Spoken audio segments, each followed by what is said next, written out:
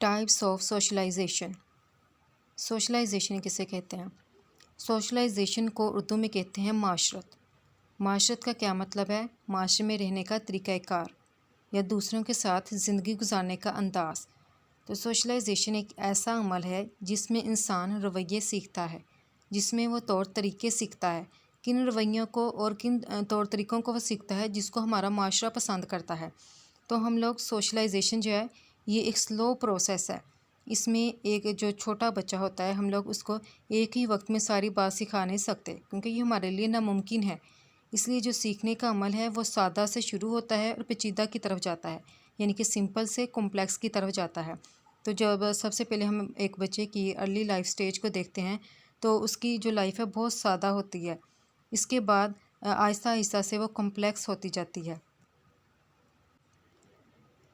Socialisation ایک ایسا process ہے جس میں ہم لوگ اپنے معاشرے کے رولز اور جو ریگولیشنز ہیں ان کو سیکھتے ہیں۔ یہ ایک ایسا عمل ہے جس میں نہ صرف بچے سیکھتے ہیں بلکہ بڑے بھی دوسرے افراد سے سیکھتے ہیں۔ اسی طرح یہ عمل ساری زندگی جاری رہتا ہے۔ اس کے بعد ہے ٹائپس آف سوشلائزیشن۔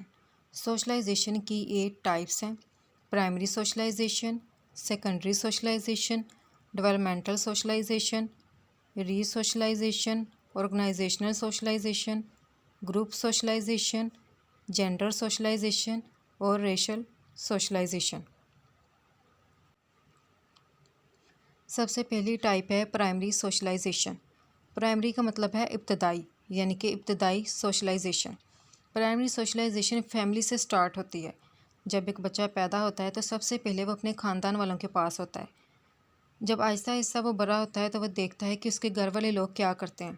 وہ اس کو آبزرو کرتا ہے، ان کے رویوں کو دیکھتا ہے، نہ صرف رویوں کو بلکہ ان کی جو ڈیلی ایکٹیویٹیز ہیں، ان کی جو سرگرمیاں ہیں ان کو بھی دیکھتا ہے، اور اس طرح وہ وہی چیزیں پسند کرتا ہے جو اس کے گھر والے پسند کرتے ہیں۔ جیسا کہ اگر ایک بچے کی ماں بدتمیزی کرتی ہو اور وہ گھر میں اگر کسی ملازمہ کے ساتھ بدتمیزی کرتی ہے تو بچہ جو ہے اسی چیز کو ہی اڈاپٹ کرے گا، تو وہ بھی بدتمیزی ہی سیکھے گا۔ اور اس طرح اگر گھر والے افراد دوسروں کے ساتھ اچھا سلوک کرتے ہیں، اچھے سے رہتے ہیں، نرمی سے بات کرتے ہیں، تو بچہ بھی انہی چیزوں کو اڈاپٹ کرے گا اور انہی کو ہی سیکھے گا۔ تو اس لیے پرائمری سوشلائزیشن میں فیملی بہت امپورٹنٹ ہے۔ فیملی کا ایٹیٹیوڈ کیا ہے اور اس کے علاوہ ان کی ایکٹیویٹیز کیا ہے، یہ بچے کے اوپر بہت زیادہ اثر رکھتی ہیں۔ پھر سیکنڈ ٹائپ ہے سوشلائزیشن کی سیکنڈری سوشلائزیشن۔ سیکنڈری کا کیا مطلب ہوتا ہے؟ ثانوی، یعنی کہ ثانوی سوشلائزیشن۔ جب بچہ اپنی فیملی سے باہر نکل آتا ہے یعنی کہ پرائمری سوشلائزیشن سے، تو پھر وہ انٹر ہوتا ہے سیکنڈری سوشلائزیشن میں۔ تو سیکنڈری سوشلائزیشن میں اسکول، مدرسہ وغیرہ بہت اہم ہوتا ہے۔ یہاں پر بچہ اسکول میں جاتا ہے اور وہاں پر جا کر بہت کچھ سیکھتا ہے، اسے کہتے ہیں سیکنڈری سوشلائزیشن۔ اس کے بعد سوشلائزیشن کی تھرڈ ٹائپ ہے جس کا نام ہے ڈیولپمنٹل سوشلائزیشن۔ ڈیولپمنٹل کا کیا مطلب ہوتا ہے؟ ترقیاتی، نشوونمائی، تو اس کو کہتے ہیں نشوونمائی سوشلائزیشن۔ ڈیولپمنٹل سوشلائزیشن میں ایک بچہ کسی ادارے میں جائے گا اور وہاں پر جا کر وہ سکلز کو سیکھتا ہے، اسے کہتے ہیں نشوونمائی سوشلائزیشن۔ سوشلائزیشن کی فورتھ ٹائپ ہے ری سوشلائزیشن۔ ری سوشلائزیشن کا کیا مطلب ہے؟ دوسری معاشرت۔ اس معاشرت میں انسان ایسے اعمال سیکھتا ہے، ایسے کام، ایسے طور طریقے سیکھتا ہے کہ جب کوئی انسان اپنے پہلے سے مختلف اور جب وہ ایک نئے ماحول میں داخل ہوتا ہے تو وہاں پر اسے معاشرے کے نئے رویوں کو سیکھنا پڑتا ہے۔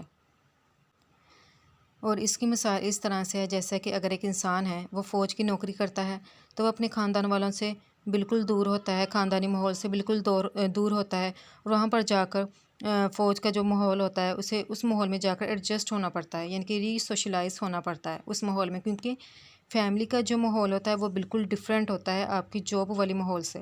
تو وہاں پر اگر کوئی آپ کو کرٹیسائز کرتا ہے آپ کو ہر ایک چیز برداشت کرنی پڑتی ہے۔ دوسری اس کی اگزامپل اس طرح سے بھی ہے جیسے کہ اگر کوئی شخص ہے وہ اپنا ریلیجن چینج کرتا ہے، یعنی کہ اپنا مذہب تبدیل کرتا ہے، تو نیا مذہب کس طرح سے ہے تو اس کے جو نئے طور طریقے ہیں اس شخص کو وہ اپنانے ہوتے ہیں۔ ففتھ اس کی ٹائپ ہے آرگنائزیشنل سوشلائزیشن۔ آرگنائزیشن کا مطلب ہوتا ہے تنظیم اور آرگنائزیشنل کا مطلب ہوتا ہے تنظیمی۔ تو آرگنائزیشنل سوشلائزیشن کا مطلب ہے تنظیمی معاشرت۔ تنظیمی معاشرت کون سی ہوتی ہے ایک ایسا عمل ہے جو کہ ملازمت کے بارے میں ہوتا ہے اور اداروں کے بارے میں ہوتا ہے۔ ایک ملازم ہے وہ جاب لینا چاہتا ہے اور اس کے لیے ضروری ہوتا ہے کہ اس کے پاس کچھ سکلز وغیرہ ہوں، تو اس طرح نئے ملازم جو ہے اس ادارے کی لینگویج کیا ہے، ان کا کیا پروسیجر ہوتا ہے، اس سے اویئرنیس حاصل کرتے ہیں تاکہ وہ فیوچر میں جو ڈیوٹی ہے اس کو اچھے سے سر انجام دے سکیں اور اس طرح دوسروں کے ساتھ وہ اچھے سے بیہیو کر سکیں۔